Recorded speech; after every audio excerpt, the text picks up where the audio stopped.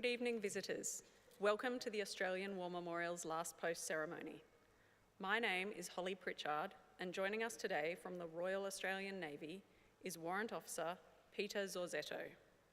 This evening, we are honoured to acknowledge the Honourable David Littleproud MP, Federal Member for Manoora, Shadow Minister for Agriculture and Leader of the National Party of Australia. The Honourable Barnaby Joyce MP, Federal Member for New England and Shadow Minister for Veterans Affairs. The Honourable Michael McCormack MP, Federal Member for Riverina, Shadow Minister for International Development and the Pacific, and former Deputy Prime Minister. The Honourable John Anderson, former Deputy Prime Minister. Mrs. Kay Hull, Federal President of the National Party of Australia, and the accompanying National Party of Australia delegation. We warmly welcome one recruit training unit from the Royal Australian Air Force Base in Wagga Wagga. As always, we welcome the veterans who have served, those that are still serving, and the families that love and support them. The live stream of this ceremony is made possible by the Returned and Services League of Australia and the RSL and Services Clubs Association. We welcome members who are watching the broadcast of this ceremony across Australia. During this evening's ceremony, wreaths will be laid at the base of the Pool of Reflection by visitors to the memorial and students on behalf of the Australian Islamic College of Sydney from Mount Druitt, New South Wales. If you are able, please stand and join in singing the national anthem.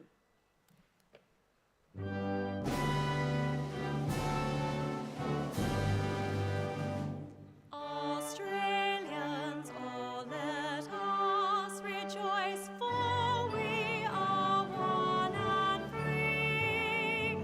We've golden soil and wealth for toil, our home is got by sea. Our land abounds in nature's gifts of beauty, rich and rare. In history's page, let every stage advance Australia fair.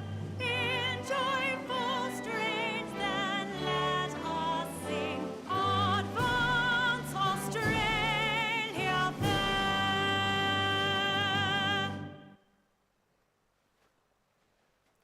Students, please be seated. The Australian War Memorial was the vision of Charles Bean, Australia's First World War official historian. Bean landed with the Australian troops on Gallipoli and stayed with them at the front through to the end of the war. The idea of this national memorial and museum came to him at Pozières, France, in the depths of the bloody fighting of 1916.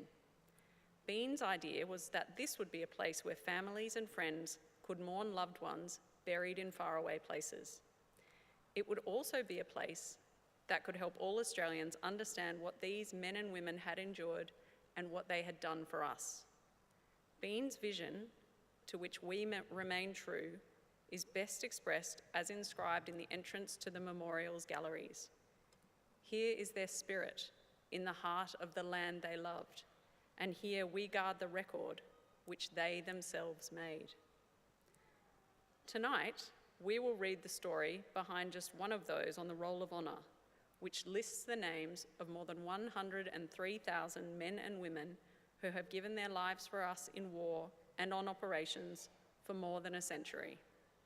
But first, we present a lament, Flowers of the Forest. Wreaths or floral tributes will now be laid at the base of the Pool of Reflection.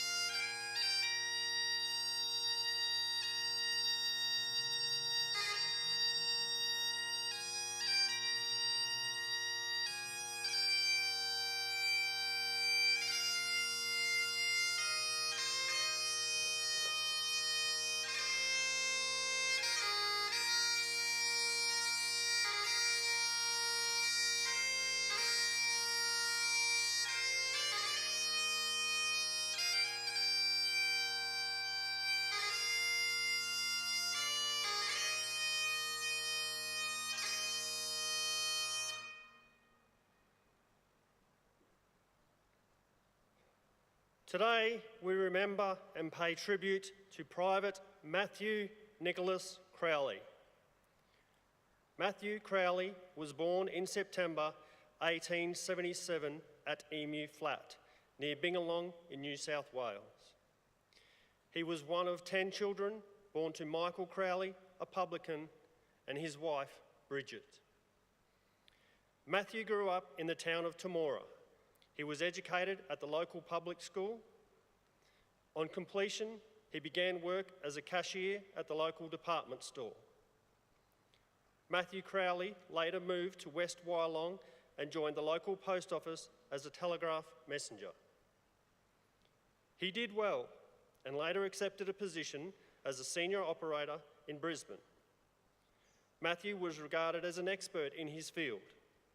He was also a renowned runner, cyclist, as well as an enthusiastic cricketer and a member of the local dramatic society. When the First World War broke out in 1914, he was working as a labourer. Matthew Crowley enlisted in the Australian Imperial Force on the 8th of September 1914.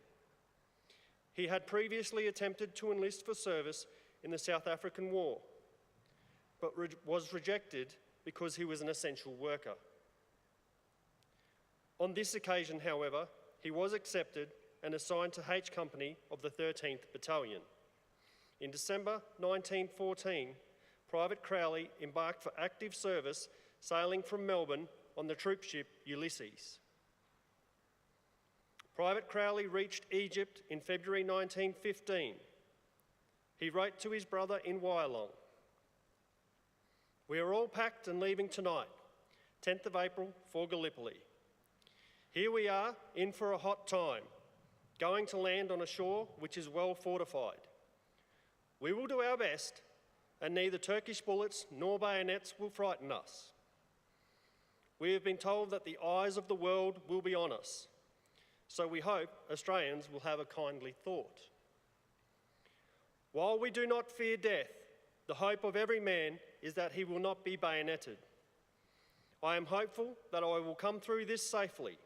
If not, farewell on this earth, and hope we'll meet on the Golden Shore." When the Allies began landing on the beaches of Gallipoli on the 25th of April 1915, Crowley's battalion landed in the afternoon and came under heavy fire from rifles and artillery. They remained on the beach for the evening before moving up to the positions around Monash Valley the following day. Here, they encountered heavy fighting as Turkish forces attempted to push them back. After repulsing multiple attacks from the enemy, the 14th Battalion was able to dig in and begin to establish a defensive position. Over the following days, the fighting continued as Allied forces failed to progress their front line. They experienced ongoing raids on their trenches, with shelling as well as fire from Turkish snipers. On the 2nd of May, Crowley's battalion made an advance to take up positions around Dead Man's Ridge, but were forced then to withdraw to their original position. During this action, Private Matthew Crowley was hit by enemy fire, sustaining wounds to his groin and back. His mate, Private Burns, was with him when he was hit. Burns helped to carry Crowley to the beach where the wounded were being triaged. The next day, Crowley was moved onto the hospital ship Gascon to be evacuated to Egypt for treatment. On the voyage back to Alexandria, however, Crowley's condition began to decline. On the 6th of May 1915, he died of his wounds while receiving treatment from a doctor. Following his death, Crowley was buried at sea between Gallipoli and Egypt. Private Matthew Crowley was 37 years old. His name is listed on the Roll of Honour on my right, among almost 62,000 Australians who died while serving in the First World War. His photograph is displayed today by the Pool of Reflection. This is but one of many stories of service and sacrifice told here at the Australian War Memorial. We now remember Private Matthew Nicholas Crowley, who gave his life for us, for our freedoms, and in the hope of a better world.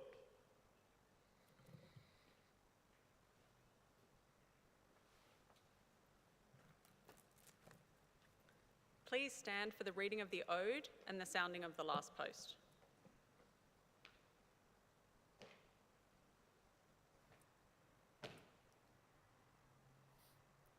They shall grow not old, as we that are left grow old.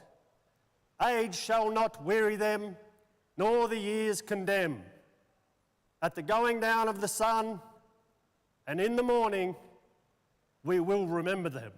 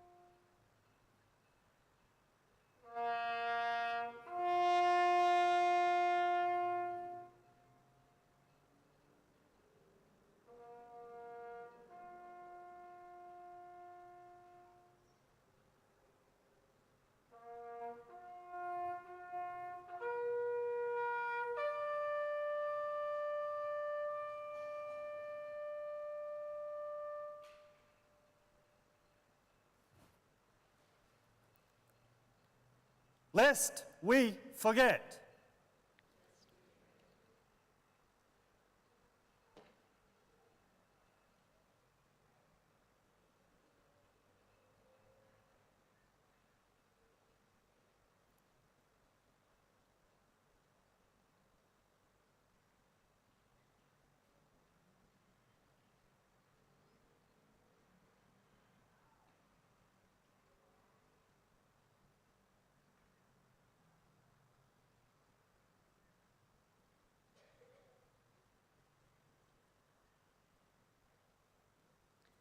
We leave you this evening with the words of the memorial's founder, Charles Bean. Many a man lying out there at Pozières or in the low scrub at Gallipoli with his poor, tired senses barely working through the fever of his brain has thought in his last moments, well, it's over. But in Australia, they will be proud of this. Ladies and gentlemen, girls and boys, that concludes the last post ceremony. On behalf of the director, staff and volunteers, thank you for visiting the Australian War Memorial today and for your continued support of the Memorial's development project. We wish you all a very pleasant evening.